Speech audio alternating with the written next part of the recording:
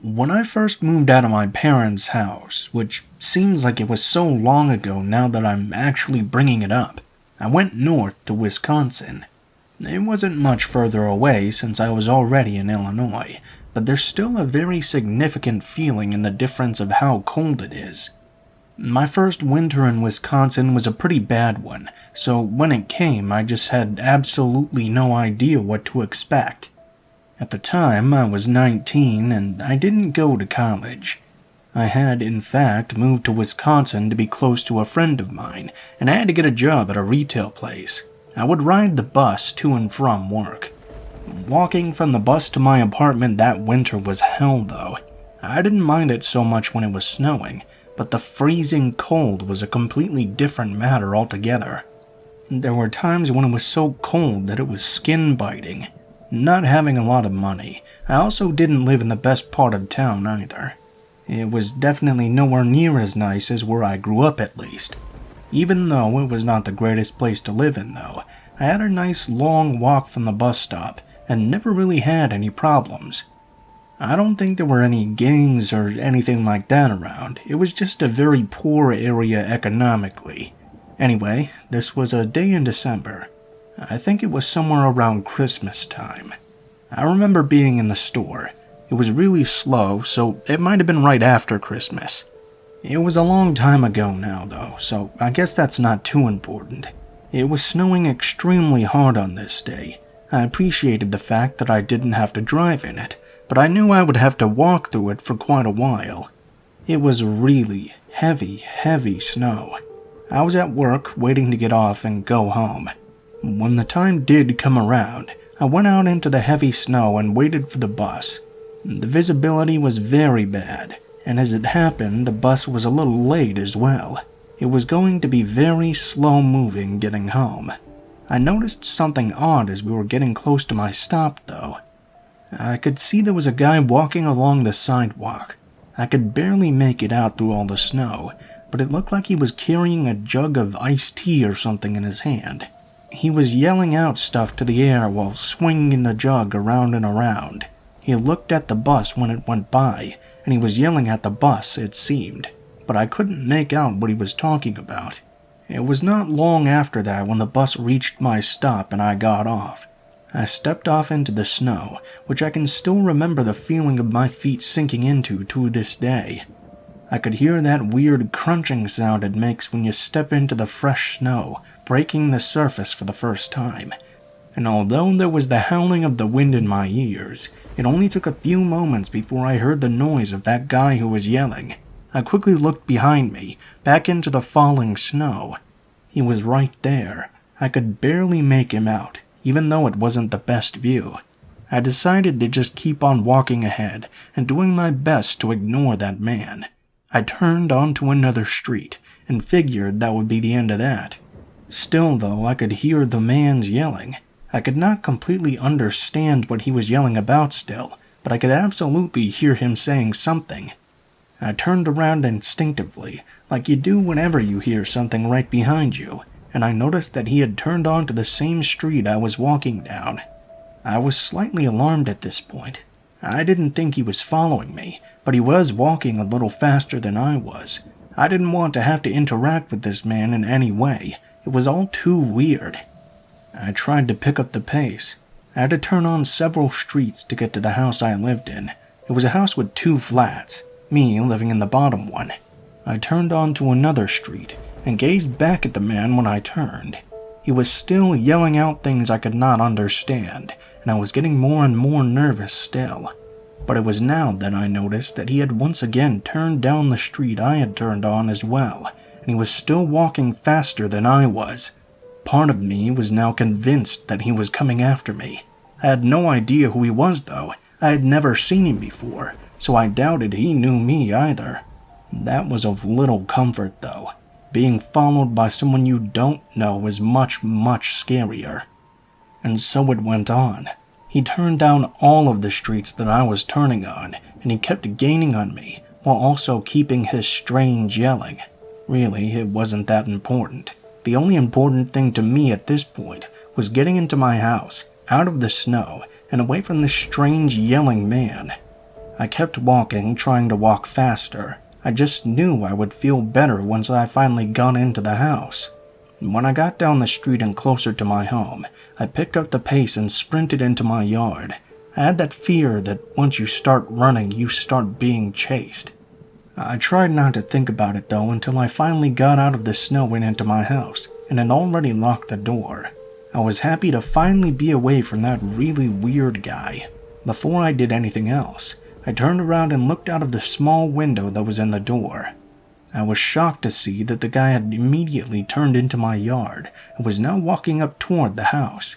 He was still shaking that jug of iced tea and yelling things. It was the realization that I was indeed being followed that was first shocking. I thought it had just been my paranoia for some time. "Hey, open up that door," the man yelled when he got up to my porch. "I need you to open up your door right now." He was shaking that jug of iced tea at the house. "Hey, I live here. Open that door." Of course, he didn't live in either flat, but him claiming that he did was just very strange. I didn't know how to respond to this. All I knew was that this situation was too weird, and I couldn't pretend to not be home now. He was behind me when I'd walked in. I didn't know how deranged someone had to be to try and get into your house claiming that they lived there. I told him I was not going to open the door. When I told him that, he began to pound extremely hard. He kept yelling at me to open it, and I was getting more and more scared. "I'm gonna call the police if you don't get away from my house," I yelled at the guy. He kept pounding and pushing at the door though. He was a big enough guy that I was a bit afraid he was going to knock it down. As I got more scared, I finally went over to the phone to call the police. I was worried if they would be able to get there in time. That guy was truly doing a number on the door. That's when it suddenly stopped. But rather than quiet, there was even more yelling outside. It sounded like a second person was out there arguing. Running to the window, I noticed that the guy who rented the other flat in the house was out on the porch. He was fighting, arguing with the guy who was trying to get into my place, and it seemed like they knew each other. I heard the yelling and was able to make out a little bit of what they were shouting. I had already called the police, but finally it seemed like the neighbor chased the guy off, and when he did, I went out and told him about calling the police. In the end, I found out that apparently it was a weird coincidence. Before I'd moved into the flat I was in, my neighbor had lived in it with the guy who was following me. I guess the guy had gotten kicked out, and afterwards my neighbor had switched flats. I don't know, it was a long and weird story. Apparently he was initially kicked out for doing bath salts. And that gave me a bit of a chill, wondering if he had been on them that day. I don't know if he was, but he sure was acting weird.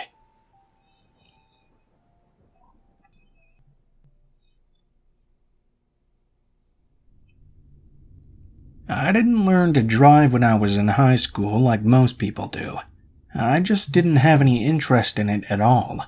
When I got my first apartment, which was the same town I grew up in, I mostly started taking the bus everywhere. Either that or I just walked around in town, because that's where I worked. I got into an argument with my manager though, and walked out one day. I tried finding a job that I could get on the bus or was in walking distance. The job that I finally found, I could take the bus most of the time, but at least one day on the weekend it did not run there. So for a while I was walking and even riding my bike every now and then. For a year or two this was just how things were, but when I was 22 I decided it was finally time for me to learn how to drive. The one weekend day was murder in the winter when I couldn't ride my bike. It was a 5-mile ride, and in the winter it snowed so hard that it was difficult to ride and bike to and fro. I got my driver's license in the fall, just before any winter storms hit. My parents gave me a little Isuzu truck. Of course, at this point I'd quit riding the bus and was driving back and forth to work every day. One of the inconvenient things, though, is that now that I was not confined to the times that the bus ran during the week, I was taking on different shifts every now and then. So a few times I was getting home very late at night. On the night this story takes place, I was working one of those late night shifts. I was probably not even going to get out until after midnight. I was told that there was going to be a snowstorm that night when I got into work, It made me a bit scared. It would be my first time driving in the snow, and where I lived, the snow could get very, very heavy, especially on the first fall of the year. The snow began falling after sunset, and it was supposed to be a very heavy snow. I guess that, and combination of it being the first snow, really hurt business that evening. I remember a lot of employees being sent home early. For the last few hours of the whole thing, we didn't even get a single customer into the place at all.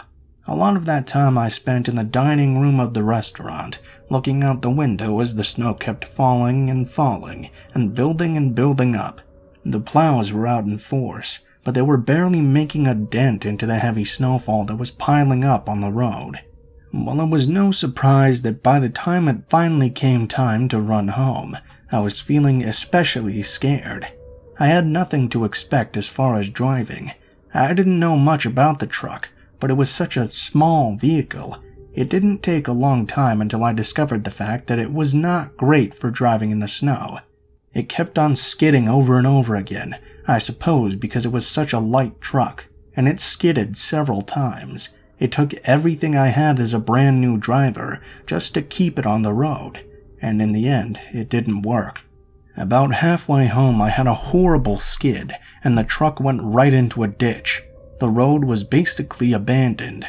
I put the truck in reverse, got out of the snow, and did all I could to try and push it back onto the road. I did everything I could, but I could not get the car out of the ditch. I got very frustrated very quickly. A car or two passed me by, but they didn't stop to offer any help or anything. Finally, after some time, someone finally did stop, but it was not a pleasant experience. The guy was kind of scary looking and told me he would help me pull up the car for $50. I let him know I didn't have that kind of money to spare, but I thanked him for the offer anyway. Strangely enough, after this, he decided to help me for free. It was a bit of a surprise, but not an entirely unpleasant one. After we had the truck out, I thanked the guy, but then he actually told me I had to pay him for helping. I told him again I didn't have that sort of money to spare, and his response made me realize what I had said wrong. "You might not have it to spare, but you obviously have it," he told me. "You can give it to me, or I can put both you and your truck into the ditch." I was sort of shocked, but didn't really know how to react. I just told the guy that he'd misunderstood me, and I didn't have the money. When I did, he walked back over to his truck. I figured he was just going to leave, but what I watched was him reach into the bed of the truck and pull out a tire iron. Then he started to walk in my direction. I jumped into my truck as quickly as I could. This guy was a freaking loony. I tried to pull away from him as quickly as I could. He smashed the tire iron to the side of my truck. As I did my best to skid away, the tire iron then caught my driver's side window and smashed it as well. I got hit with shattered glass. The glass was scary, but not nearly as bad as thinking what might happen if I got caught. As I pulled away, he hit the bed of my truck again, but I finally got some traction and was able to get away. I thought that the man might follow me, but if he did, I didn't notice in the end. I managed to get to my apartment complex and got into my apartment with no problem. I had to put something over my window to keep it from getting snowed in, but I decided to clean up the glass later. I had no way to check on the guy or find out who he was in any way. The positive thing is that I never came across him again.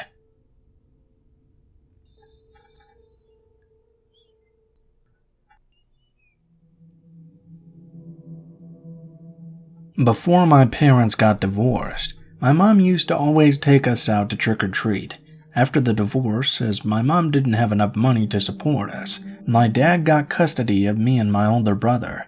He was always busy working or otherwise feeling sorry for himself, so on Halloween, he did not take me or my older brother out trick-or-treating. My brother got bored of it much earlier than I did as well, so year after year, if I wanted to go, I had to go by myself. I'm not really complaining, don't get me wrong. I really didn't actually mind going out by myself, but I was pretty young and not really that big of a guy. I was so depressed after the divorce that I kept to myself.